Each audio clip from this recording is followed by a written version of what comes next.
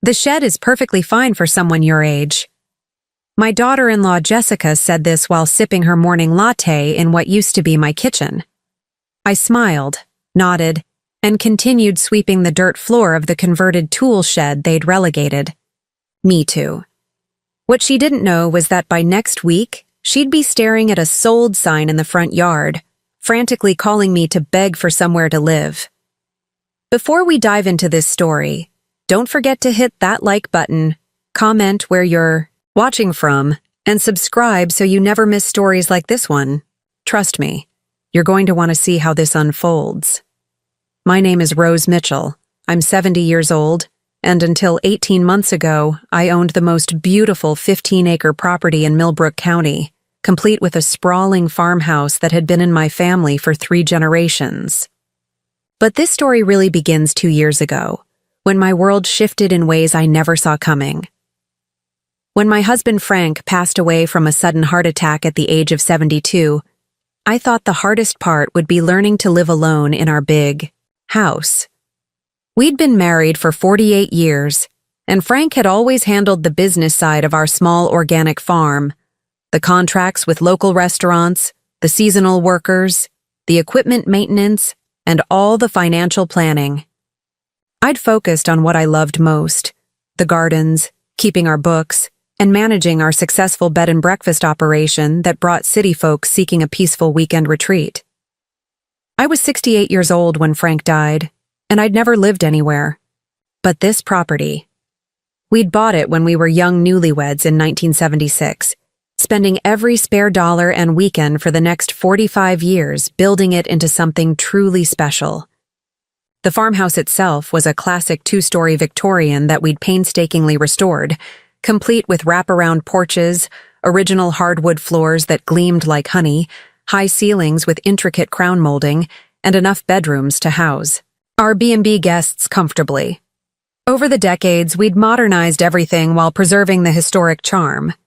Updated plumbing and electrical systems, a gourmet kitchen with commercial-grade appliances for the B&B, central air conditioning that was a godsend during humid summers, and surprisingly good high-speed internet that reached even our rural location. Frank had insisted on solar panels in 2015, making us almost entirely energy independent. The house was a perfect blend of old-world elegance and modern convenience. But more than the buildings, it was the land that made this place truly magical. 15 acres of gently rolling hills with a clear creek meandering through the back. Pasture where Frank used to sit and fish on Sunday afternoons. Ancient oak trees provided shade so deep you could escape the hottest summer day beneath their canopy. The soil was rich, black earth that had been carefully tended for generations. Everything we planted seemed to grow with an enthusiasm that bordered on the supernatural. We had established vegetable gardens that supplied our kitchen and several local restaurants with organic produce. Fruit orchards produced apples, pears, and peaches that people drove from 3 counties over to buy. Flower beds attracted butterflies, hummingbirds, and bees in numbers that made the property feel alive, with movement and color. A renovated barn housed our small flock of heritage chickens, 2 gentle goats that the B&B guests loved to visit, and enough space for Frank's workshop where he'd built most of our furniture by hand. The property was worth a fortune, I knew, that much, even though Frank and I had never cared about the money. Over the years, developers had made increasingly aggressive offers, wanting to subdivide our land for luxury homes or shopping centers. The most recent offer, just before Frank died, had been for $3.2 million. We'd always refused without even considering it. This wasn't just real estate to us. It was our legacy, our piece of heaven, the place where we'd raised our son Marcus and where we'd planned to grow old together, eventually passing it down to our family. The B&B operation had become surprisingly successful over the years. We called it Meadowbrook Farmstay, and during peak season, spring through fall, we were booked solid most weekends. City people paid premium rates to stay in our beautifully appointed guest rooms, eat breakfasts made from ingredients, grown on the property, and experience what they called authentic country living. Frank used to joke that we were selling them the life we lived every day, but they were happy to pay for it and we were happy to share it. After Frank died, I'll admit I struggled with loneliness. The house felt enormous and too quiet without his presence. I missed our morning coffee conversations on the front porch, the way he'd hum while working in his shop, his terrible jokes that still made me laugh after all those years. The grief was heavy and persistent, like carrying a weight I couldn't put down. But I never, not even for a moment, struggled with managing the property itself. I was stronger and more capable than people gave me credit for. I'd always been an equal partner in everything we'd built, not just the pretty face who arranged flowers while Frank did the real work. I knew every inch of this land, every quirk of every system in the house, every guest's preferences and every supplier's schedule. I kept the gardens not just maintained but thriving, expanding the herb garden and starting a cutting garden that produced gorgeous bouquets for the guest rooms. I managed the B&B bookings through our website, handled customer service with a personal touch that had our repeat guests feeling like family, and maintained the 5-star rating that kept us booked. Solid. I even taught myself to fix the temperamental water pump that Frank had always cursed at, watched YouTube videos to learn basic electrical repairs, and figured out how to operate the commercial dishwasher when it started acting up. The financial side turned out to be much easier than I'd expected. Frank had been more successful than either of us realized, quietly setting aside money for years while living modestly. Our B&B income was substantial. During peak season, we brought in nearly $4,000 per weekend, and even off-season bookings were steady. The organic produce we sold to upscale restaurants in the city provided reliable monthly income. Frank's life insurance policy was generous, and our savings account was healthier than I'd known, enough that I could live very comfortably without touching the principal. I was managing just fine on my own, thank you very much. Better than fine, actually. I was discovering parts of myself that had been dormant while Frank was alive. I was more independent, more confident in my decision-making, more willing to try new things. I'd started taking watercolor classes in town, joined a book club, and even begun dating a lovely widower named Harold who appreciated both my cooking and my conversation. But apparently, my son Marcus and his wife Jessica had very different ideas about what a 68-year-old widow was capable of handling.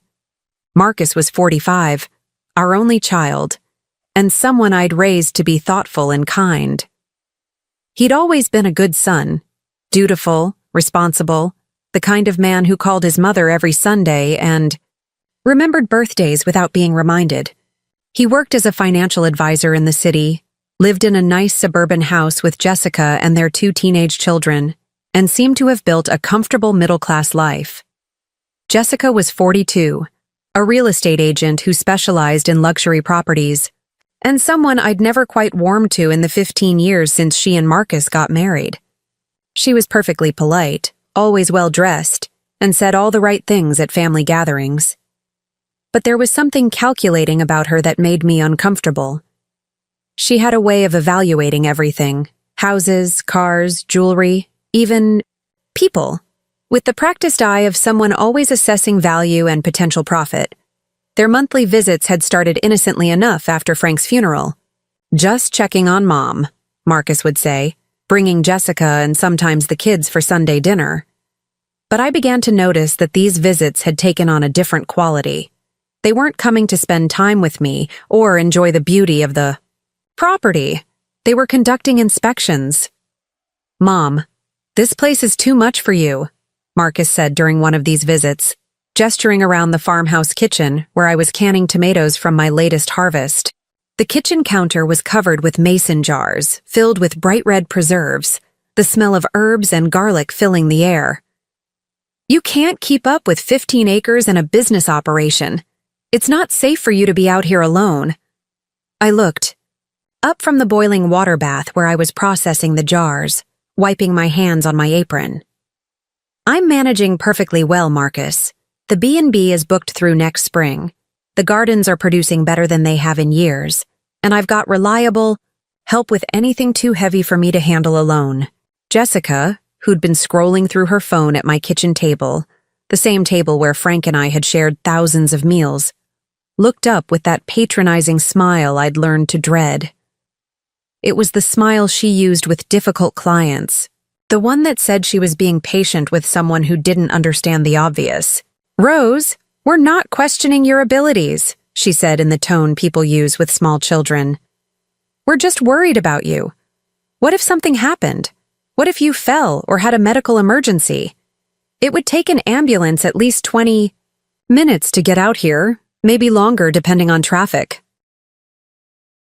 "I have a cell phone that works perfectly well," I replied, continuing to pack tomatoes into jars with practiced efficiency. "Mrs. Henderson from the next property checks on me every day when she walks her dog. Tom Bradley from Bradley Farm helps. Me with the heavy equipment maintenance and anything else I can't handle myself. The UPS driver knows to check if he doesn't see me around the usual time. I'm hardly isolated." Marcus and Jessica exchanged one of their looks, the kind of wordless, marital communication that excluded me from my own conversation. I'd seen this look before, and it always preceded some new suggestion about how I should be living my life. "Mom, we've been talking," Marcus said carefully, settling into Frank's old chair at the head of the table.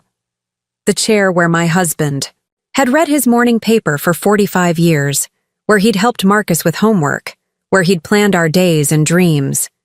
Seeing Marcus sitting there, but with Jessica's agenda behind his words, made something twist painfully in my chest. "We think it would be better if you moved closer to town," he continued. "Somewhere smaller, easier to manage. There are some really nice senior communities these days." "I'm not moving to a senior community," I interrupted, setting down my canning ladle with more force than necessary. "This is my home, Marcus. Your father and I built this life together over nearly 50 years. I'm not giving it up because you think I'm too old to handle it." "But Mom," Jessica chimed in, leaning forward with what she probably thought was a concerned expression. "Think about it practically. You could sell this place for millions, probably close to 4 million in today's market. Think of how comfortable you could be with that kind of money. No more worrying about property maintenance. No more being tied down to a business operation. No more isolation." That's when the real motivation behind these conversations became crystal clear. This wasn't about my safety, my comfort, or my well-being. This was about my money, my property, the legacy that Frank and I had spent our lives building, drop by drop, board by board, season by season. "And I suppose you two have thoughts about what I should do with all that money from selling my home?" I asked quietly, continuing to work but watching their faces carefully. Marcus had the grace to look embarrassed, his face reddening slightly as he realized how transparent their motives had become. But Jessica pressed on with the determination of someone who'd already convinced herself that her desires were perfectly reasonable. "Well, obviously we'd want to help you manage it," she said smoothly. "Marcus has extensive experience with financial planning and investment strategies. We could help you find a place that would really suit your needs at this stage of life, make sure your money is working for you, that kind of thing." I looked at my son, this man I'd carried for 9 months, raised through scraped knees and broken hearts, put through college by working double shifts at the local diner, celebrated with at his wedding and the births of his children. I tried to see in his face some trace of the boy who'd helped me plant seedlings in these gardens, who'd named all our chickens and cried when predators got them, who'd promised at his father's funeral that he'd always take care of me. Instead, I saw a middle-aged man who'd stopped seeing this place as his family's heritage and started seeing it as his inheritance. Worse, he'd married a woman who saw it as her retirement plan. "I'm not selling," I said firmly, my voice carrying the authority of someone who'd made final decisions about her own life for 7 decades. "This is my home, and I'm staying here." The visits became more frequent after that conversation, and the pressure more intense and less subtle. They'd arrive with real estate brochures featuring sprawling luxury homes that could be bought with the proceeds from selling my property. They brought printouts of senior living facilities with amenities like pools and activity centers, as if I were a child who could be distracted by shiny objects. They carried increasingly dire warnings about the dangers of living alone, statistics about elderly accidents, and horror stories about other widows who'd waited too long to make practical decisions. "Mom, what happens when you can't climb these stairs anymore?" Jessica would ask, while pointedly looking at the polished wooden staircase that led to the second floor, the same stairs I'd been climbing effortlessly for 45 years. "What happens when the roof needs replacing and you can't afford the repairs?" Marcus would add, conveniently ignoring the fact that I had plenty of money and the roof had been professionally inspected and updated just 3 years earlier. "What happens when you have a medical emergency and there's no one here to help you?" They'd ask in unison, like they'd rehearsed this particular argument. But what really bothered me wasn't their stated concern for my well-being. It was the way they'd started talking about and treating the property like it was already theirs. Jessica would walk through the rooms with the calculating eye of someone planning renovations, making comments about how the kitchen could be updated with granite countertops and stainless steel appliances, how the master bedroom would be perfect for them once they moved in, how they could convert the B&B guest rooms into home offices or entertainment spaces for their friends. Marcus would stand in the barn making plans for what kind of equipment they'd need if they decided to continue farming, or discussing how much they could get for the land if they sold it to developers who were constantly circling like vultures. They'd have these conversations while I was standing right there, as if I'd already died or moved away, as if my opinion didn't matter because I was just an old woman who couldn't see the bigger picture. The absolute breaking point came 6 months after these pressure campaigns had started, when they arrived one crisp October morning with a folder full of papers and the kind of serious, determined expressions people wear when they're about to deliver an ultimatum. "Mom," Marcus said, settling into Frank's chair with an air of authority that made my blood pressure spike. "We need to have a serious conversation about your future." I poured myself a cup of coffee from the pot I'd been drinking from for decades, sat down across from them at my own kitchen table, and noted how Jessica had spread papers out like she was conducting a hostile business takeover in my own home. "We've been doing extensive research," Jessica began, her voice taking on the professional tone she used with real estate clients. "And we think we've found the perfect solution that addresses everyone's concerns." She slid a glossy brochure across the table toward me.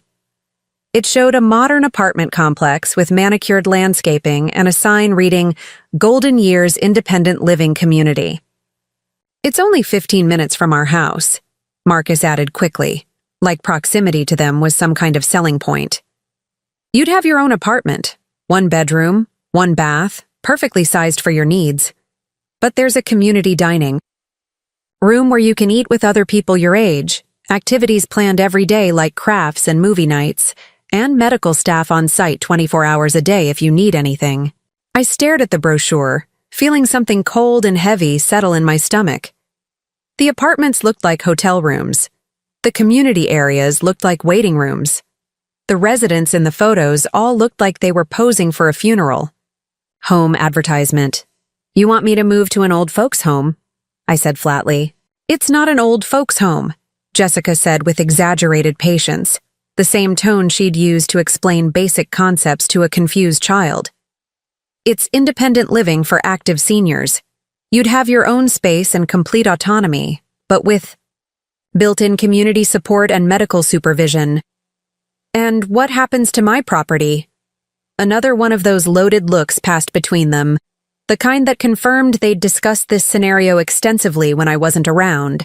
"Well," Marcus said slowly, trying to sound casual about what was obviously a carefully planned proposal, "we could move in here temporarily, just to take care of the place while it's on the market. Make sure everything's properly maintained, handle the B&B bookings during the transition, coordinate with real estate agents, that kind of thing. You want to sell my home. Mom, we want you to be practical about your situation," Jessica said, leaning forward with the intensity of someone who'd been building up to this moment for months. "This place is worth at least $3 million, probably closer to $4 million in today's market. You could live very comfortably on that money for the rest of your life, without any of the stress, responsibility, or physical demands of maintaining a property this size. I set down my coffee cup very carefully, the way you do when you're trying not to throw it across the room. And if I refuse? Marcus looked uncomfortable, but Jessica leaned back with the kind of cold determination I was beginning to recognize as her natural state when she didn't get what she wanted. "Rose, we're not trying to force you into anything," she said with the practiced insincerity of someone who was absolutely trying to force me into something.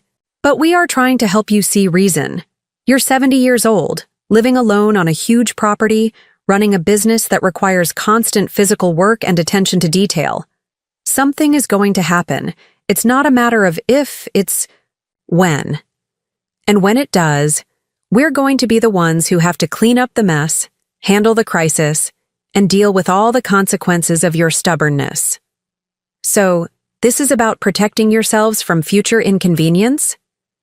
This is about protecting you from your own inability to face reality," Jessica shot back, her mask of politeness finally slipping to reveal the irritation underneath. Then she caught herself, took a breath, and softened her tone. "We love you, Rose. We want what's best for you, but we also have to think about practical realities and what's sustainable long-term." I looked at my son, searching his face for some sign of the boy who'd helped me plant vegetable seeds in these gardens every spring, who'd insisted on naming all our chickens and had cried when predators got them, who'd stood beside Frank's grave and promised with tears in his eyes that he'd always take care of me. "Marcus," I said quietly, "what do you think your father would say about this conversation?" He couldn't meet my eyes, looking instead at his hands folded on the table. "Dad would want you to be safe and happy. Your father spent 45 years of his life building this place with me, board by board, garden by garden, dream by dream. He'd want me to hold on to it, to preserve what we created together, to pass it down to our family the way his parents passed their farm down to us. Mom, Dad's gone," Marcus said with a dismissive tone that shocked me with its callousness. "Holding on to the past isn't going to bring him back. At some point, you have to accept reality and make decisions based on what's practical for your future, not what's sentimental about your past." The casual dismissal of everything Frank and I had built together, everything we'd worked for, everything we'd dreamed of preserving for our family, it hit me like a physical blow to the chest. This wasn't just about property or money. This was about erasing the life Frank and I had shared, treating our 48 years of marriage and partnership like it was just holding on to the past. But I didn't argue anymore. I just nodded slowly and said I'd think about their suggestions, because I'd learned something crucial in that conversation. My son and daughter-in-law weren't trying to help me. They were trying to manage me like I was an inconvenient obstacle, standing between them and a valuable piece of real estate. They saw me as a problem to be solved, not a person to be respected, and they had seriously underestimated who they were dealing with. What happened next was something I never could have predicted, not even in my worst nightmares about how low my own family might sink. But I'm getting ahead of myself. Let me tell you about the month that followed that kitchen table ultimatum, because it was during those 4 weeks that I learned exactly what Marcus and Jessica were capable of when they didn't get their way. For the first week after our serious conversation, they left me alone. I actually thought maybe they'd heard something in my voice, seen something in my expression that made them realize I wasn't going to be pushed around. I went about my normal routines, tending the gardens as autumn settled in, hosting my weekend B&B guests, preserving the last of the season's harvest, and almost convinced myself that the worst was over. I was wrong. The campaign that followed was so systematic, so calculated, that I realized they must have been planning it for months. It started with small things that I might have dismissed as coincidences if there hadn't been so many of them in such quick succession. My internet service suddenly became unreliable. The company claimed there were issues with the rural infrastructure, but couldn't give me a timeline for repairs. This was particularly problematic because I managed all my B&B bookings online, communicated with guests through email, and used digital payment systems for most of my business transactions. When I called to complain, I was told that upgrading service to my remote location would require a substantial installation fee and couldn't be scheduled for several weeks. Then my landline started having problems. Calls would drop randomly, static, would interrupt conversations, and sometimes the line would be completely dead for hours at a time.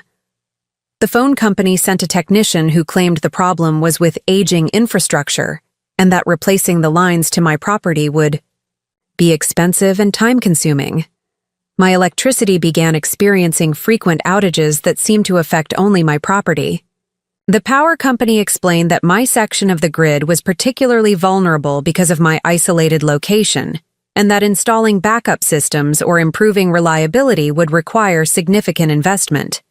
Each of these service disruptions was explained with technical language and bureaucratic policies that sounded plausible on the surface. But when they all happened within 2 weeks of each other, to someone who'd had reliable utilities for 45 years, the pattern was obvious. Marcus worked for a financial services company that had corporate accounts with all the major utility providers. Jessica had real estate connections who knew exactly which bureaucratic strings to pull to create temporary service issues. They were systematically making my life difficult, creating exactly the kinds of problems they'd warned me about, so they could point to them as evidence that I couldn't handle living alone. But the utility sabotage was just the beginning. My regular contractor, Tom Bradley, who'd been helping with property maintenance for over a decade, suddenly informed me that he couldn't continue our arrangement. He was uncomfortable and clearly embarrassed when he delivered the news, standing in my driveway with his hat in his hands like a teenager breaking up with his first girlfriend. "I'm real sorry, Mrs. Mitchell," he said, not quite meeting my eyes. "But I've got to focus on some bigger commercial contracts that just came up. I won't have time for the smaller residential jobs anymore." I'd known Tom since he was a boy working summers for his father's construction business. I'd watched him build his own company, recommended him to other property owners, and considered him almost like family. The idea that he was dropping me for bigger contracts was absurd. My property provided him with steady year-round work, and I paid promptly and generously.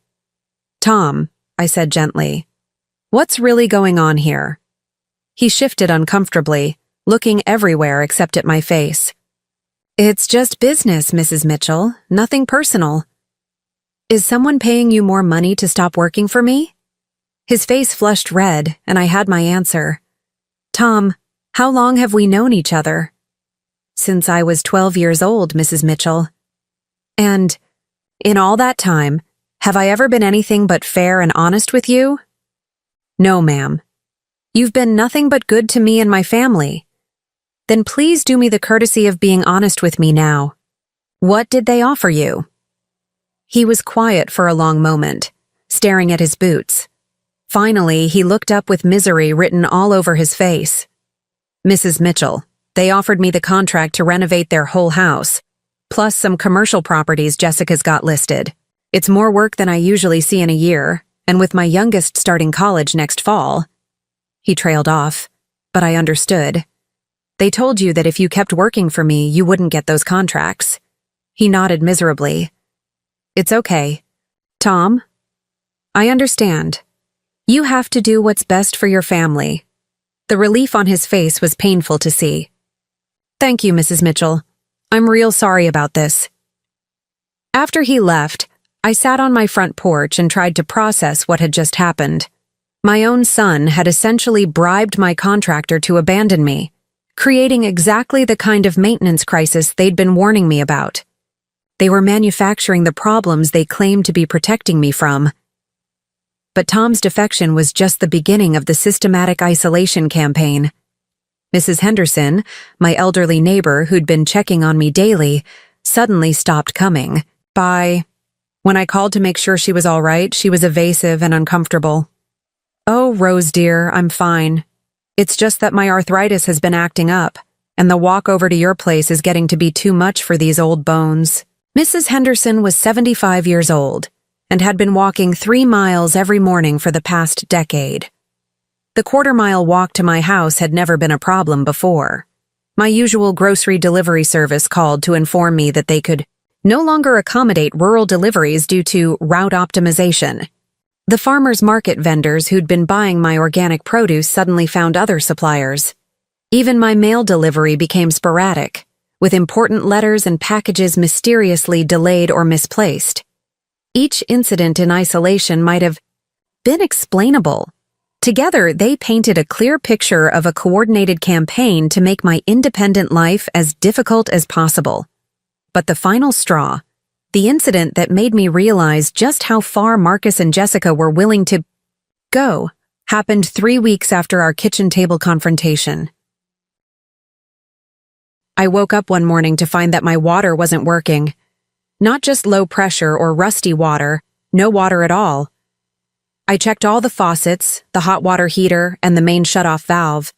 Everything appeared to be functioning normally, but no water was flowing into the house. I called the well service company that had maintained our system for 20 years.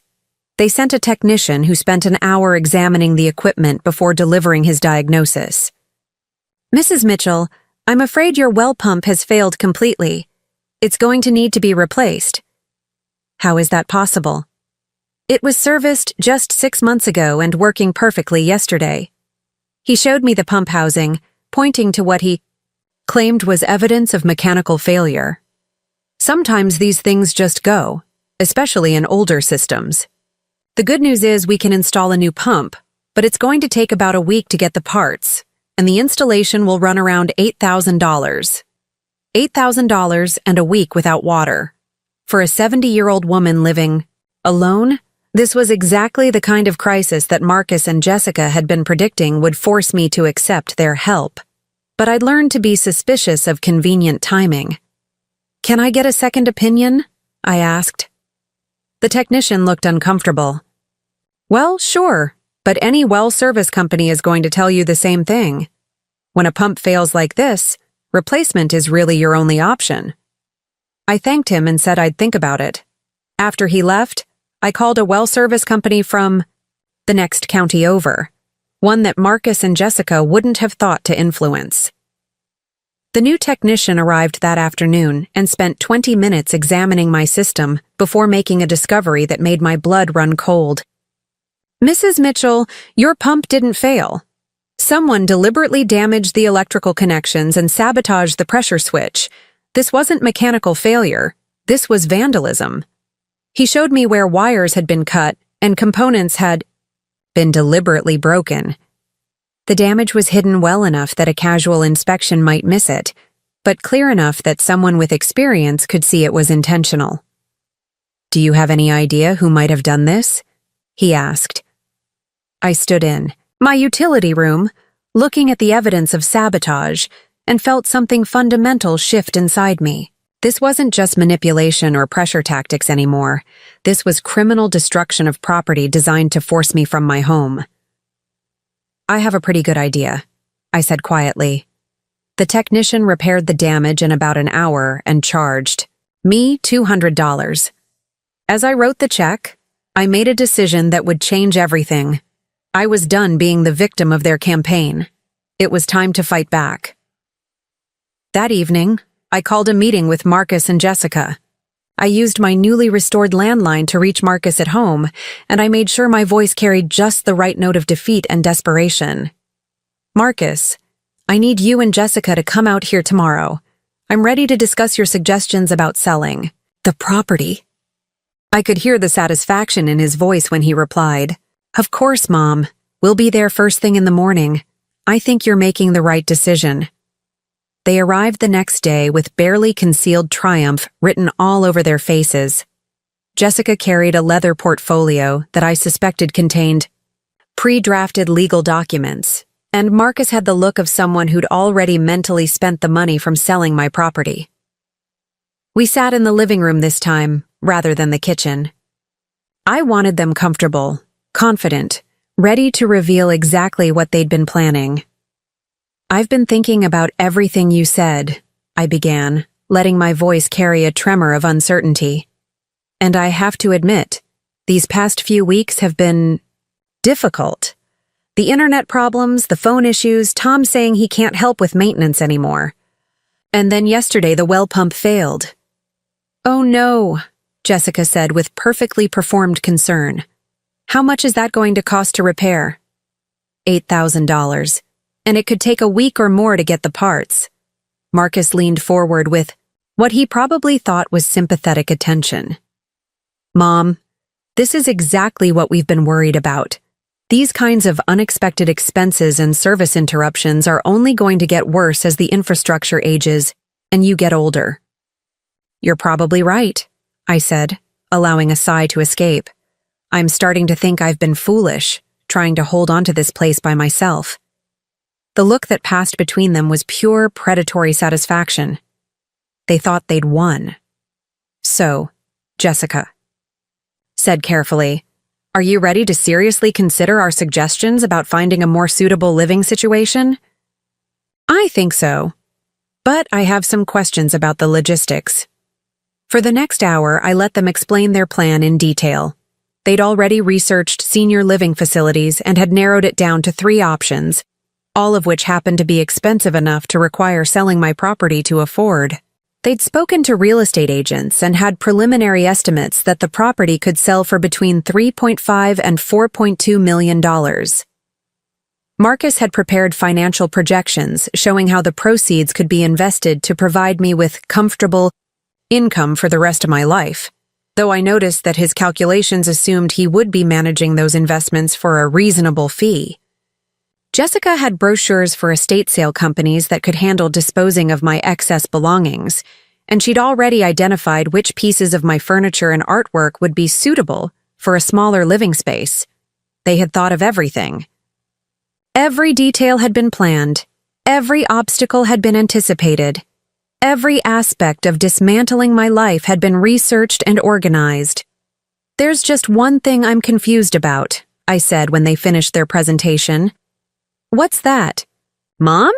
Well, you keep talking about how concerned you are for my safety and well-being, but some of the problems I've been having lately seem convenient for your argument." Marcus looked puzzled. "What do you mean?"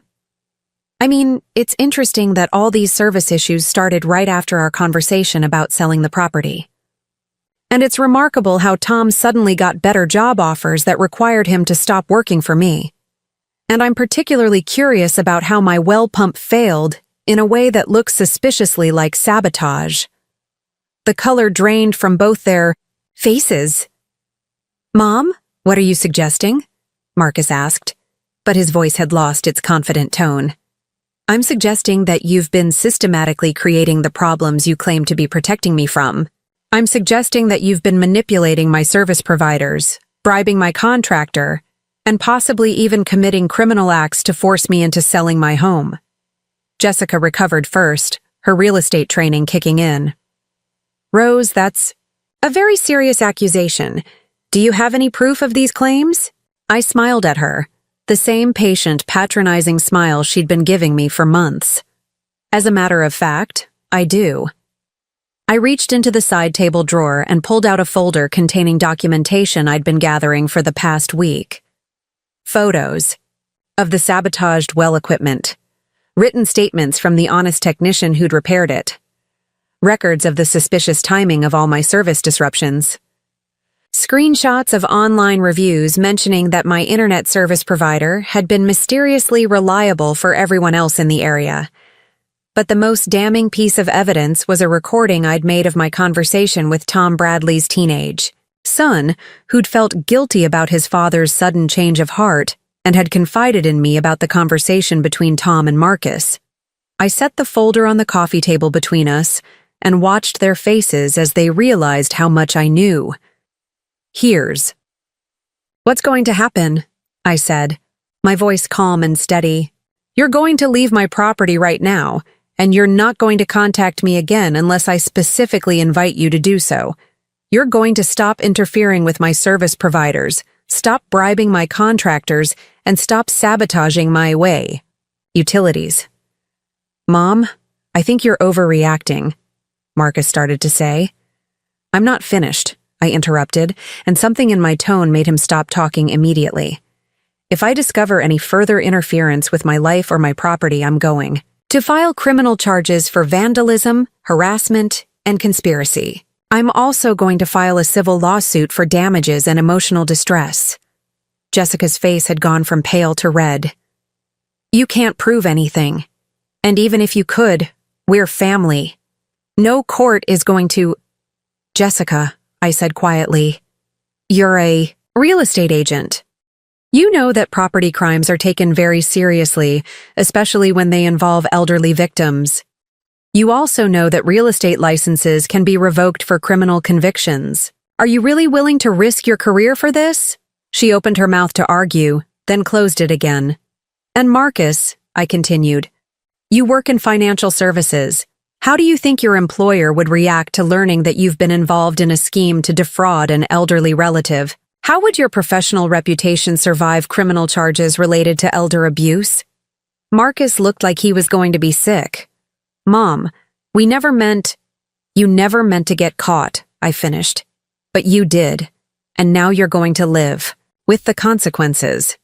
I stood up and walked to the front door, holding it open for them. I suggest you leave now, before I change my mind about giving you this one opportunity to walk away. They gathered their papers and portfolios with shaking hands, moving like people in a daze. As they reached the door, Marcus turned back to me with tears in his eyes. Mom, I'm sorry. I know we handled this wrong, but we really were trying to help. No, Marcus. You were trying to help yourselves. To my property, to my money, to a lifestyle you felt entitled to but hadn't earned. You saw me as an obstacle to your plans, not as a person deserving of respect. Can we fix this somehow? Can we start over? I looked at this man I'd raised, this person who'd conspired to sabotage my home and force me into exile, and felt something break inside my chest that I knew would never heal completely. I don't know, Marcus. Right now, I need you to leave, so I can decide what kind of relationship, if any, I want to have with people who've shown me that they're willing to commit crimes to get what they want from me. They left without another word, and I watched their car disappear down my driveway before closing and locking the door. I stood in my living room, the room where Frank and I had celebrated birthdays and holidays, where we'd read books by the fireplace on winter evenings, where we'd made plans and shared dreams for 45 years, and realized that everything had changed. My son and daughter-in-law had shown me exactly who they were when they thought I was helpless. They'd revealed the depths of their greed and the lengths they were willing to go to get what they wanted. But they'd also made a critical mistake. They'd underestimated not just my resolve, but my resources. They thought they were dealing with a helpless old woman who could be manipulated and bullied into submission. They had no idea what I was actually capable of, and they were about to find out. That night, I sat at my kitchen table with a cup of tea and a legal pad, making lists. Not lists of things to pack or places to live, lists of phone numbers to call, strategies to implement, and consequences to arrange. Because Marcus and Jessica weren't the only ones who could play games with utilities and services. They weren't the only ones who understood how to use professional networks and bureaucratic leverage. The difference was, I had 45 years of community connections, business relationships, and accumulated goodwill that they couldn't even imagine. I had resources they didn't know about, allies they'd never considered, and options they couldn't predict. Most importantly, I had something they'd never had, the moral authority that comes from being in the right. They'd declared war on a harmless, old woman who just wanted to live peacefully in her own home. They were about to discover that this harmless old woman was neither harmless nor defenseless, and the consequences of their actions were going to be more devastating than they could possibly imagine. After Marcus and Jessica left that day, I expected them to retreat and lick their wounds, maybe regroup and try a different approach, or perhaps even accept that their scheme had failed and leave me alone. I should have known better. Desperate people don't give up easily, especially when they can smell millions of dollars slipping through their fingers. What happened next was both predictable and shocking in its audacity. 3 days after I'd confronted them with evidence of their sabotage campaign, Marcus called me with a voice full of what sounded like genuine remorse and concern. "Mom, I've been doing a lot of thinking since our conversation, and I owe you a huge apology. Jessica and I got carried away with our concerns for your safety, and we handled everything completely wrong." I listened silently, curious to see where this new strategy was heading. I realize now that we were being controlling and disrespectful. "You're a strong, capable woman who has every right to make her own decisions about her life and her property. We should have trusted your judgment, instead of trying to manipulate the situation." The apology sounded rehearsed, but there was enough sincerity in his voice to make me wonder if he'd actually had a genuine change of heart. Maybe the shock of being caught had forced him to confront what they'd been doing. "I appreciate you saying that, Marcus," I said carefully. "Mom, I want to make this right. I want to prove to you that we can respect your choices and support you in living the life you want to live. What did you have in mind?" "Well, instead of pressuring you to sell the property, what if we helped you stay? What if Jessica and I moved onto the property to help you manage everything? We could renovate the old farmhand cottage and live there, so you'd have family nearby without giving up your independence." The farmhand cottage was a small 2-bedroom structure about a quarter-mile from the main house, built in the 1920s when the property had been a working dairy farm. Frank and I had used it for storage and as a workshop space, but it could potentially be converted into a living space with some work. "You want to move onto my property?" I asked. "Just to help, Mom. You could keep running the B&B exactly as you have been. Maintain your independence completely, but we'd be nearby if you needed anything. And we could help with the property maintenance, the business operations, whatever you needed." It was a clever pivot. Instead of trying to force me off the property, they were proposing to move onto it. They'd still have access to what they wanted: proximity to the valuable land, involvement in the business operations, and positioning for eventual inheritance. But they'd frame it as helping me rather than controlling me. What would Jessica think about giving up your house in town? To live in a cottage on my property? Actually, it was her idea. She feels terrible about how we handled things, and she wants to make amends. She thinks living here could be good for the kids too. They'd have more space, better access to nature, and a closer relationship with their grandmother. I had to admit the offer was tempting. The isolation that Marcus and Jessica had artificially created over the past month had reminded me how much I'd enjoyed having family around when the kids were younger, and having help with property maintenance would genuinely be useful, especially as I got older. But I was also deeply suspicious of this sudden transformation from manipulation to selfless assistance. "I'd need to think about it," I said. "Of course. Take all the time you need. But Mom, I want you to know that this offer comes with no strings attached. The property would remain entirely yours. You'd make all the decisions about how it's managed, and we'd just be there to help however you wanted us to help." After we hung up, I sat in my garden thinking about the proposal. On the surface, it seemed like exactly what any grandmother would want: family nearby, help with the work, and grandchildren growing up on the beautiful property their great-grandparents had built. But I couldn't shake the feeling that this was just a more sophisticated version of the same scheme. Over the next week, Marcus and Jessica launched a charm offensive that was impressive in its thoroughness and persistence. They visited every other day, bringing flowers, homemade meals, and detailed plans for renovating the cottage. They were respectful, deferential, and seemingly committed to supporting my decisions rather than overriding them. Jessica, in particular, seemed like a completely different person. Gone was the calculating real estate agent who'd been pressuring me to sell. In her place was a warm, family-oriented woman who spoke enthusiastically about vegetable gardens, homeschooling possibilities for the kids, and community-building projects we could work on together. "Rose, I've been researching sustainable farming practices," she said during one visit, spreading out printed articles and planning documents on my kitchen table. "I think we could really expand the organic operation here.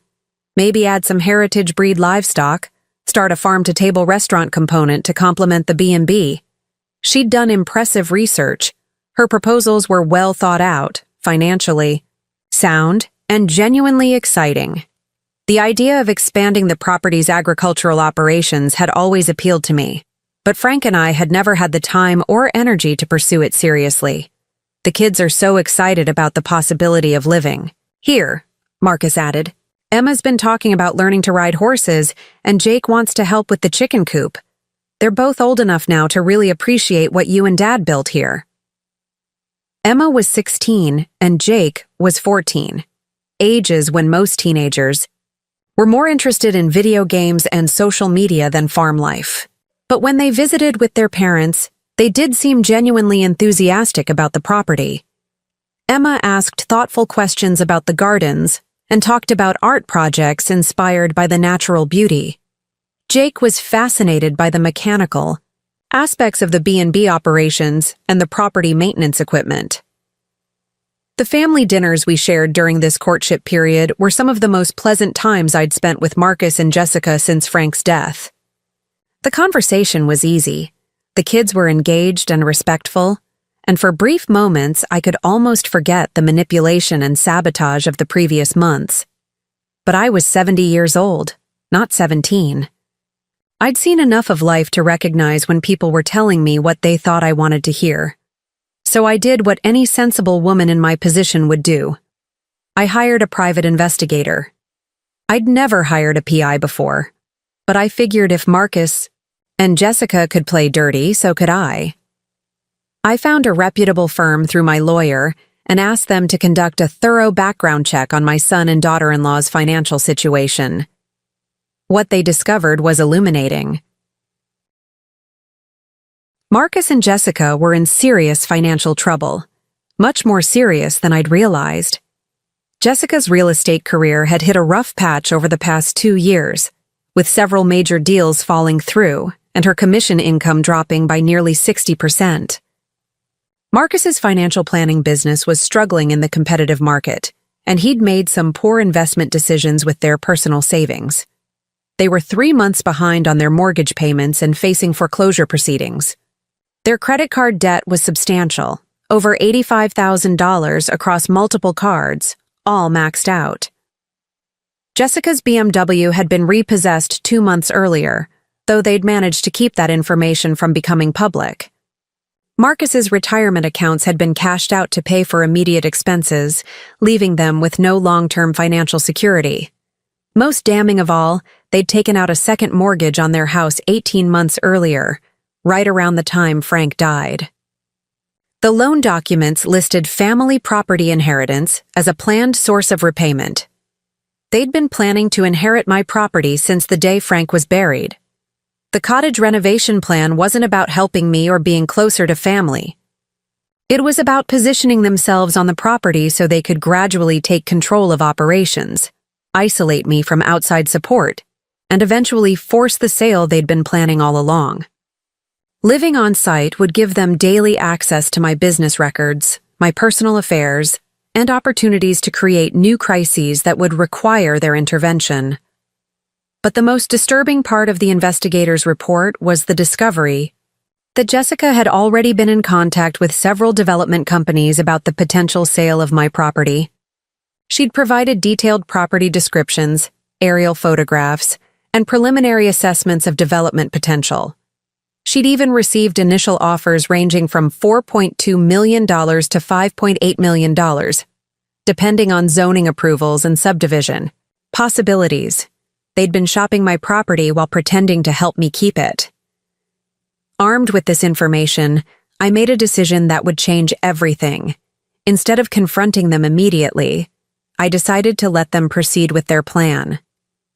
I would agree to the cottage arrangement, let them move onto the property, and give them just enough rope to hang themselves. Because I had my own plan now. And unlike theirs, mine was going to work. When Marcus called to check on my decision about their proposal, I surprised him with enthusiastic acceptance. I've been thinking about what you said, and I think it's a wonderful idea. Having family nearby would be a blessing, and I could really use help expanding the agricultural operations. The relief in his voice was palpable. Mom, that's fantastic. We're so excited to make this work. I do have one condition, though. Of course. What is it? I want everything formalized in writing. A lease agreement for the cottage, clear boundaries, about responsibilities and decision-making authority, that sort of thing. I've learned that even family arrangements work better when expectations are clearly defined. Absolutely. Jessica actually suggested the same thing. We want everything to be transparent and fair. I'll bet she did. Jessica would want legal documents, because she was planning to use them to establish residency rights, business partnership claims, and eventually, inheritance arguments. What she didn't realize was that I was planning to use those same documents to protect myself from exactly those kinds of manipulations. Over the next month, we negotiated a comprehensive agreement that covered every aspect of their residency. On my property, I insisted on involving lawyers, my lawyer for my interests and their lawyer for theirs. I wanted everything documented, witnessed, and legally binding. The final agreement was a masterpiece of protective language that Jessica's lawyer either didn't fully understand or thought he could work around later. The cottage lease was month to month, with a 30-day termination clause that could be exercised by either party for any reason. Marcus and Jessica would pay market rate rent for the cottage, utilities, and shared access to property amenities. They could help with property maintenance and B&B operations, but only under my direct supervision and at my discretion. Most importantly, the agreement explicitly stated that their residency created no ownership rights, business partnership claims, or inheritance expectations. They would be tenants, not partners, and their presence on the property was entirely at my pleasure. Jessica signed the documents with a smile, probably thinking she was outsmarting a naive old woman who didn't understand legal complexities.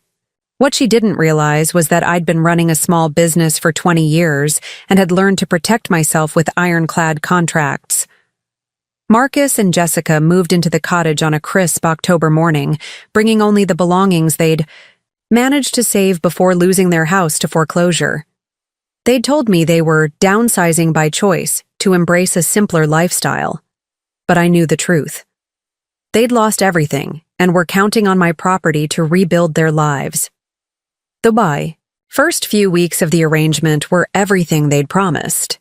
They were helpful, respectful, and genuinely useful around the property. Marcus proved to be handy with repairs and maintenance tasks. Jessica threw herself into expanding the B&B marketing and developing new revenue streams. The kids seemed to genuinely enjoy the rural lifestyle and were surprisingly helpful with daily chores.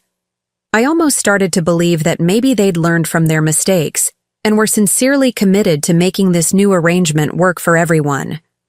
I should have known better. The problems started small, the way they always do. Jessica began making minor changes to the B&B operations without consulting me first. She rearranged the guest room furniture to create better flow, updated the online booking descriptions to emphasize amenities I'd never offered, and started advertising extended stay packages that required commitments I wasn't comfortable making. When I questioned these changes, she had perfectly reasonable explanations. The furniture arrangement was more professional looking. The updated descriptions would attract higher-paying guests. The extended stay packages would provide more predictable income. All of her justifications were logical, but they missed the fundamental point. She was making decisions about my business without asking my permission. Marcus started similar boundary pushing, with the property maintenance. He hired contractors for projects I hadn't approved, ordered equipment I hadn't requested, and made structural changes to outbuildings without consulting me. When I objected, He explained that he was just trying to be proactive, to handle necessary improvements so I wouldn't have to worry about them. But I wanted to worry about them. They were my buildings, my property, my decisions to make. The most troubling changes involved my relationships with long-term guests and local business partners. Jessica began fielding phone calls intended for me, making commitments on my behalf, and gradually positioning herself as the primary contact for B&B operations. When regular guests called to make reservations, they increasingly spoke with Jessica instead of me. When suppliers delivered goods or performed services, they began checking with Jessica for approval and payment. I was being systematically removed from the management of my own business. The shift was subtle enough that most people probably didn't notice it happening. Jessica was friendly and professional with everyone, and she handled things competently. But the result was that I was becoming a figurehead in my own operation while she assumed the role of actual manager.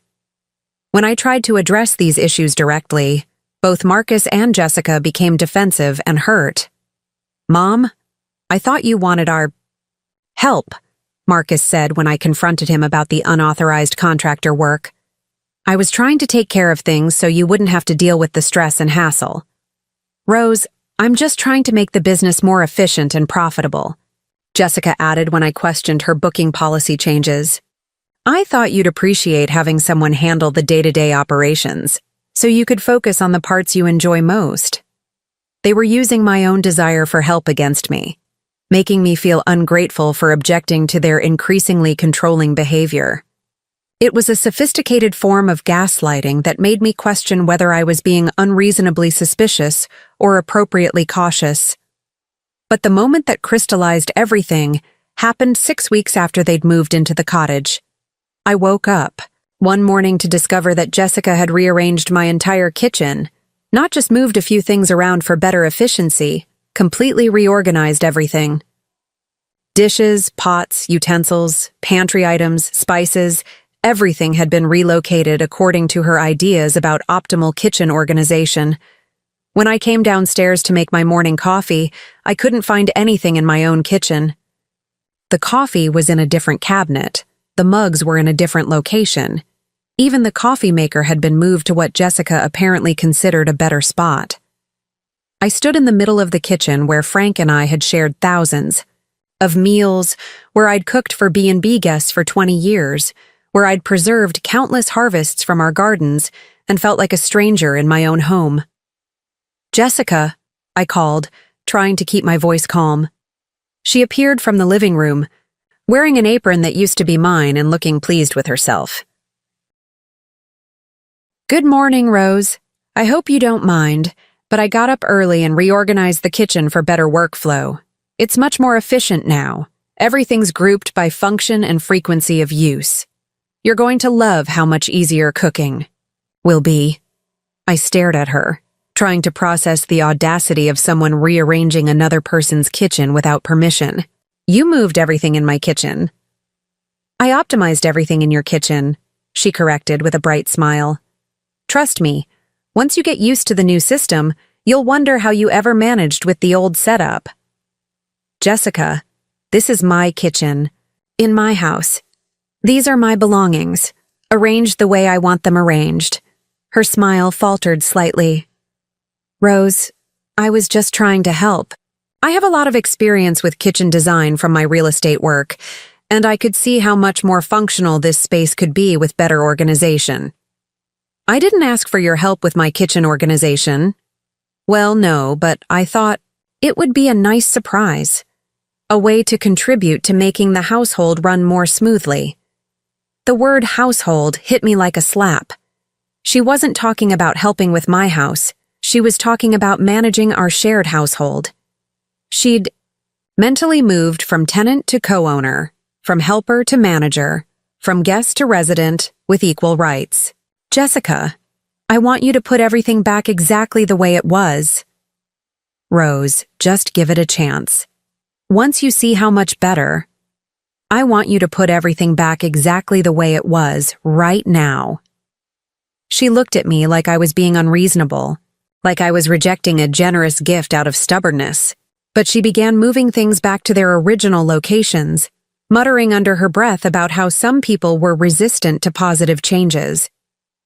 As I watched her restore my kitchen to my preferred arrangement, I realized that this had been a test. Jessica had been gradually pushing boundaries for weeks, seeing how much control she could assume before I pushed back. The kitchen reorganization was her way of finding out whether I still considered myself the authority in my own home.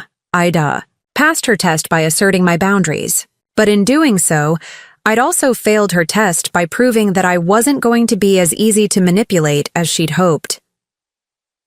That afternoon, I made a decision that had been building for weeks. It was time for Marcus and Jessica to go. But I wasn't going, to simply evict them and return to the status quo. Oh no. They'd shown me exactly who they were, what they were capable of, and what they were planning. They demonstrated that they saw my property as their inheritance and my life as an obstacle to their plans. They'd pushed a 70-year-old woman to the breaking point with their greed and manipulation, and now they were going to learn what happened when you underestimated someone who'd spent 70 years accumulating wisdom, resources, and the kind of patience that comes from knowing exactly how to wait for the perfect moment to strike back. The eviction would be just the beginning. What came next would teach them that actions have consequences, that betraying family trust has a price, and that sometimes the people you think are powerless are actually the most dangerous opponents you could possibly choose. But first, I had to get them off my property. And I had exactly the right plan to make that happen in the most memorable way possible. But first, I had to get them off my property. And I had exactly the right plan to make that happen in the most memorable way possible. The irony of what I was about to do wasn't lost on me. Marcus and Jessica had spent months trying to force me out of my own home, using manipulation, sabotage, and psychological pressure to make me believe I couldn't handle living independently. Now I was going to show them what real power looked like when wielded by someone who actually owned what they were fighting over. But before I reveal how this all played out, let me tell you about the phone call that changed everything. A call I received exactly 1 week after the kitchen reorganization incident that had finally opened my eyes to their true intentions. I was sitting in my garden on a beautiful November morning, sipping coffee and watching the last of the autumn leaves drift down from the oak trees when my phone rang. The caller ID showed a number I didn't recognize, but something made me answer anyway. Mrs. Mitchell? This is James Whitfield from Whitfield and Associates Property Development. I hope I'm not calling at an inconvenient time. I'm sorry, I think you have the wrong number. I'm not interested in selling my property. Actually, Mrs. Mitchell, I'm calling because we've already received some preliminary information about your property from Jessica Carter. She indicated that you might be interested in exploring development options for your 15-acre parcel. My blood went cold. Jessica Carter contacted you about my property? Yes, ma'am. She provided us with aerial photographs, property surveys, and some initial assessments about subdivision potential. We're very interested in making an offer, and Jessica suggested that this might be a good time to begin formal discussions. Set down my coffee cup with a hand that had started trembling with rage. Mr. Whitfield, Jessica Carter is my daughter-in-law, and she has absolutely no authority to discuss my property with anyone. She doesn't own this land. She has no legal right to represent my interests, and I have never authorized her to contact developers on my behalf. There was a long pause on the other end of the line. I see. I'm very sorry, Mrs. Mitchell. Jessica led us to believe that she was acting with your full knowledge and consent. She mentioned that you were elderly and that she was helping to manage your affairs. She told you I was elderly and needed help managing my affairs? Well, yes. She said that you'd been having some health issues and that the family was helping you make important decisions about your future. The audacity of it took my breath away. Jessica had been presenting herself to developers as my caretaker or legal representative, implying that I was incompetent to manage my own affairs. She'd been shopping my property around while living in my cottage, eating my food, and pretending to be a devoted daughter-in-law who just wanted to help. Mr. Whitfield, I'm 70 years old, but I'm in excellent health and completely capable of managing my own affairs. I have not authorized anyone to represent me in property matters, and I am not interested in selling or developing my land. I understand completely, Mrs. Mitchell. Again, I apologize for any confusion. We'll remove your property from our development prospects immediately. Before you hang up, can you tell me what kind of offer you were prepared to make? Well, based on the preliminary assessment, we were looking at somewhere in the range of 5.2 to 5.8 million, depending on zoning approvals and environmental studies. Nearly $6 million. Jessica had been negotiating the sale of my property for almost $6 million, without my knowledge or consent, while living on that same property as my supposed helper and supporter. After I hung up, I sat in my garden for a long time, trying to process the full scope of their betrayal. It wasn't just that they wanted me to sell the property. They'd been actively working to sell it behind my back, using their residency on the land to gather information and establish credibility with developers.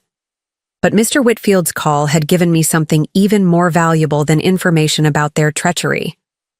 It had given me the perfect weapon to use against them, because while Jessica had been busy presenting herself as my representative to developers, she'd been creating a paper trail of fraud, misrepresentation, and possibly elder abuse.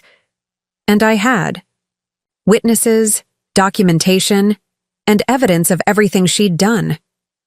It was time to end this charade once and for all. That afternoon, I made 3 phone calls that would set my plan in motion. The first call was to my lawyer, Richard Morrison, who'd been handling my legal affairs for 15 years. I explained the entire situation, the manipulation campaign, the sabotage, the cottage arrangement, and Jessica's unauthorized contact with developers. Rose, this is serious. What Jessica's been doing could constitute fraud, elder abuse, and possibly criminal impersonation. You have grounds for both criminal charges and a civil lawsuit. I don't want to sue them, Richard. I just want them off my property and out of my life. But I want to make sure they can never try something like this again. What did you have in mind? I explained my plan, and after a long pause, Richard chuckled. Rose, that's either brilliant or completely crazy, possibly both. Are you sure you want to go this route instead of just having them arrested? I'm sure. Sometimes the best justice is the kind that teaches people exactly what they've lost through their own greed. The second call was to a real estate agent, not one of Jessica's colleagues, but a highly respected broker from the next county who specialized in luxury properties and land sales. Mrs. Mitchell, I'd be honored to handle the sale of your property. Based on your description and the current market, I think we could list it for $5.5 million and expect to get close to asking price, possibly more if we get multiple offers. How quickly could we complete a sale? For a property of this caliber, with the right buyer, we could close in 30 to 45 days. Cash buyers could move even faster. Perfect. I'll call you back with instructions on when to proceed. The third call was to a moving company that specialized in estate relocations. We can have a crew there within 48 hours of your call, Mrs. Mitchell. For a property of that size, we'd recommend a 3-day packing and loading schedule. Where will you be relocating to? I'll let you know the destination address when I call to schedule. For now, I just need to know you can move quickly when the time comes. With my support team in place, I spent the rest of the week implementing the final phase of my plan. I quietly packed my most precious belongings, family photos, Frank's personal items, my grandmother's china, important documents, and stored them in a climate-controlled unit in town. To anyone watching, it would look like I was just doing some organization and decluttering. I also made arrangements for the B&B guests who had reservations over the next 2 months. I contacted each party personally, explained that I was making some changes to the property, and helped them find alternative accommodations. Most were understanding, and several mentioned that they'd noticed some inconsistencies in recent communications that had made them wonder if something was changing. Jessica had apparently been promising amenities and services that I'd never offered, creating exactly the kind of customer service problems that I'd spent 20 years avoiding. On Thursday morning, exactly 1 week after the developer's phone call, I was ready to spring my trap. Marcus and Jessica were in the cottage, having breakfast when I knocked on their door. They seemed surprised to see me so early, but invited me in with their usual pretense of warmth and hospitality. "Rose, good morning. You're up early today. Would you like some coffee?" Jessica asked, gesturing toward the kitchen that had once been my storage space and was now decorated with my dishes and furniture that they'd borrowed from the main house. "No, thank you.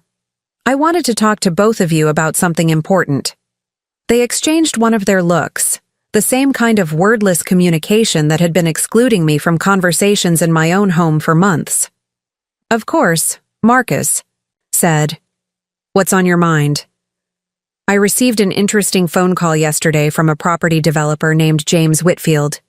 Jessica's face went completely white, but she tried to maintain her composure. "Oh? What did he want?" "He wanted to discuss an offer for my property.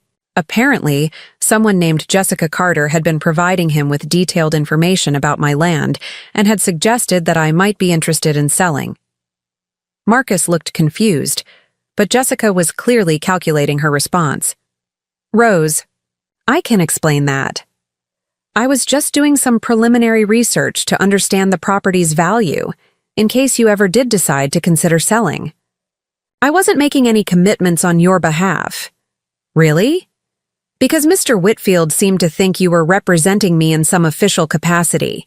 He mentioned that you'd told him I was elderly and having health issues, and that the family was helping me make important decisions." "I never said you were incompetent."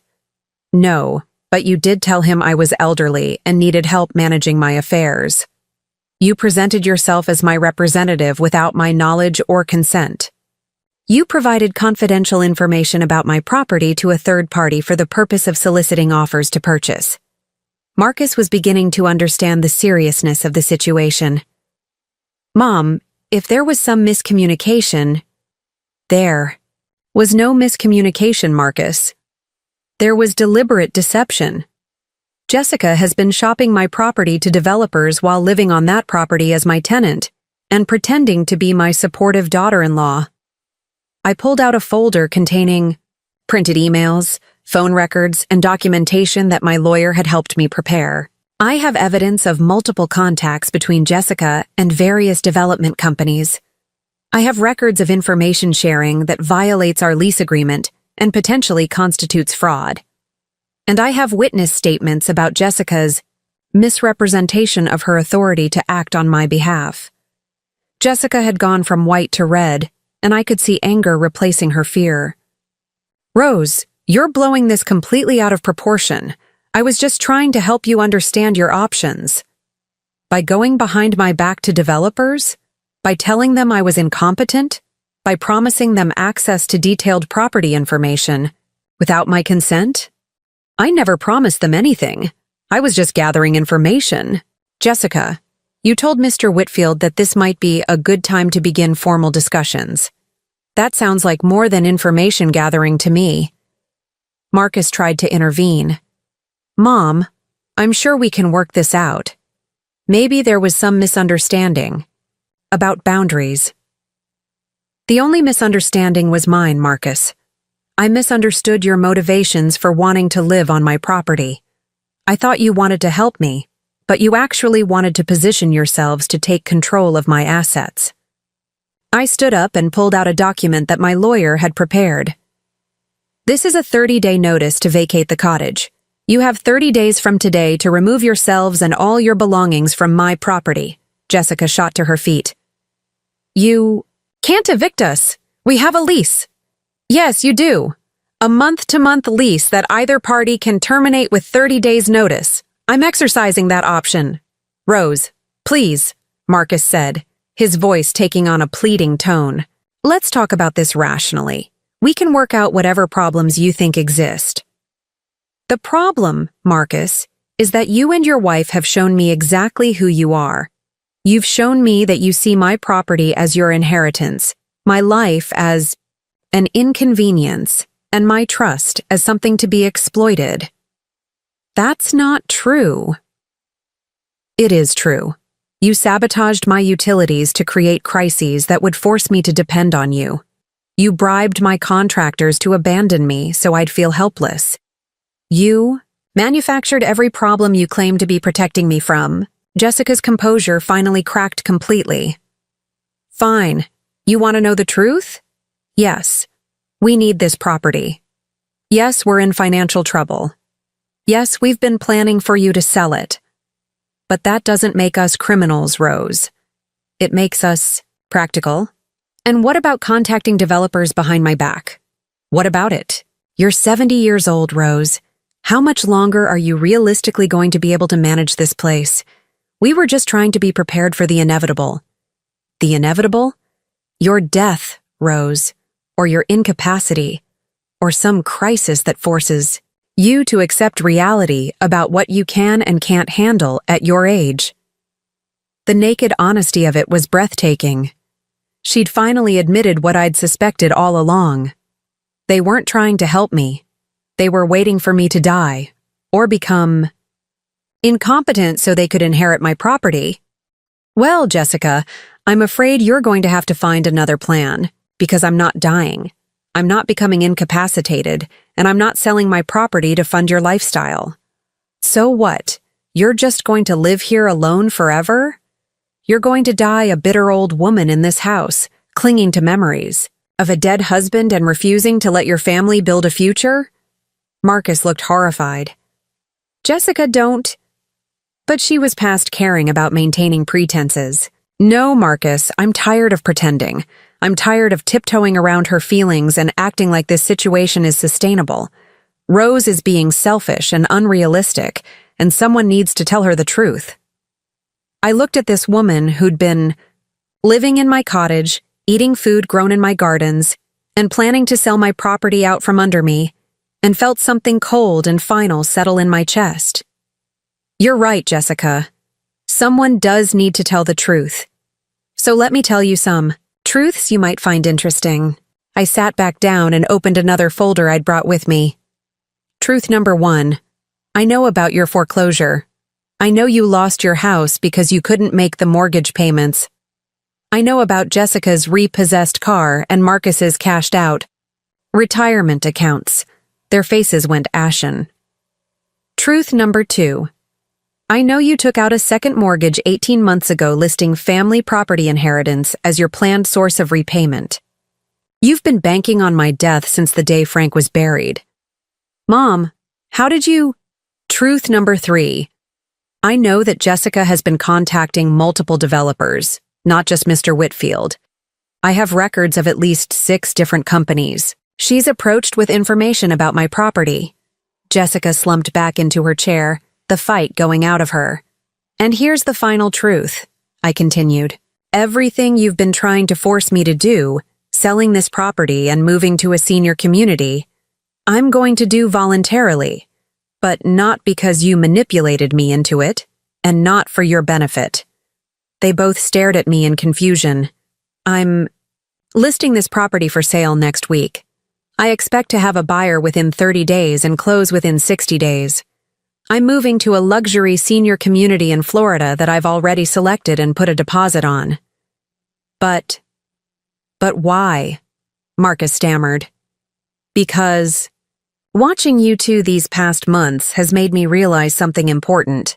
This property was special when Frank and I shared it together. It was our dream, our refuge, our life's work. But Frank is gone. And trying to preserve our life here without him has become more about holding on to the past than building a future. I stood up and walked to the window, looking out at the gardens that Frank and I had planted together 45 years earlier. I don't want to spend my remaining years fighting with family members who see me as an obstacle to their financial plans. I don't want to live in fear of the next manipulation campaign or sabotage attempt. and I don't want to leave a legacy of bitterness and greed for my grandchildren to inherit. So, you're just going to sell everything? Give up on the family legacy Dad worked so hard to build? Marcus's voice was filled with genuine anguish. Marcus, your father and I built this place as a home for our family, but you've shown me that you don't want a family home. You want a commodity to sell. You don't want to preserve what we built. You want to profit from it. I turned back to face them both. So I'm going to sell it to someone who will appreciate it and preserve it. And I'm going to use the money to build the life I want for my remaining years without having to worry about family members who see my property as their retirement plan. What about us? Jessica asked quietly. What about the kids' future? This property could have set them up for life. The kids will be fine, Jessica. They have 2 working parents who can provide for them through their own efforts, just like every other family in America. They don't need an inheritance to have a good life. They need parents who teach them the value of hard work and honest living. I picked up my folders and headed toward the door. You have 30 days to vacate the cottage. After that, if you're still here, I'll have you removed by the sheriff and pursue criminal charges for trespassing. Mom, wait, Marcus called after me. Can we talk about this? Can we work something out? I paused at the door and looked back at my son. This man I'd raised and loved and sacrificed for, who'd repaid that love by trying to steal my home and manipulate my final years. Marcus, you told me to figure out my own life. Congratulations, I'm taking your advice. I walked out of the cottage and back to my house, feeling lighter than I had in months, but that conversation was just the beginning of the most satisfying week of my life. 3 days later, the for sale sign went up in my front yard. Not a small, discreet sign, but a large professional display with color photos and premium marketing materials. I made sure it was visible from the cottage so Marcus and Jessica would see it every time they looked out their window. The listing price was $5.8 million. Within 48 hours, I had 3 serious inquiries and 1 cash offer for full asking price. The cash offer came from a family with young children who wanted to continue operating the B&B while raising their kids on the property. They loved the gardens, appreciated the agricultural potential, and understood the historical significance of the farmhouse. They were exactly the kind of family that Frank and I would have wanted to pass our legacy to. I accepted their offer immediately. While the sale was being processed, I had the moving company come to pack my belongings. I stood in my driveway, directing the movers as they loaded boxes and furniture into trucks, very aware that Marcus and Jessica were watching from their cottage window. But the most satisfying moment came when the buyers arrived for their final walkthrough before closing. The Peterson family, husband, wife, and 3 children ranging from 8 to 15, fell in love with the property exactly as Frank and I had 45 years earlier. They walked through the gardens exclaiming over the beauty, discussed plans for expanding the agricultural operations, and talked excitedly about hosting family gatherings in the farmhouse. Mrs. Peterson mentioned that they'd been looking for exactly this kind of property for years, somewhere they could build a multi-generational family compound while operating a sustainable business. We want our children to grow up understanding where food comes from, learning the value of hard work, and appreciating the natural world, she explained as we toured the vegetable gardens. This place is perfect for that. As I watched the Peterson children explore the same gardens where Marcus had played as a boy, I felt a sense of peace and closure that I hadn't expected. This property would continue to be loved and cared for by a family who truly appreciated what it represented. That evening, as I was putting the finishing touches on my packing, Marcus appeared at my kitchen door. He looked haggard and defeated, but I could also see something in his eyes that might have been genuine remorse. "Mom, can we talk?" I let him in and offered him coffee, which he accepted gratefully. "I owe you an apology," he said without preamble. "Not just for the things we did, but for the way we've been thinking about you and this property. You were right. We stopped seeing this as your home and started seeing it as our inheritance." "I appreciate you saying that, Marcus. I want you to know that I'm ashamed of what we put you through. The sabotage, the manipulation, the way we tried to make you feel helpless, none of that was okay.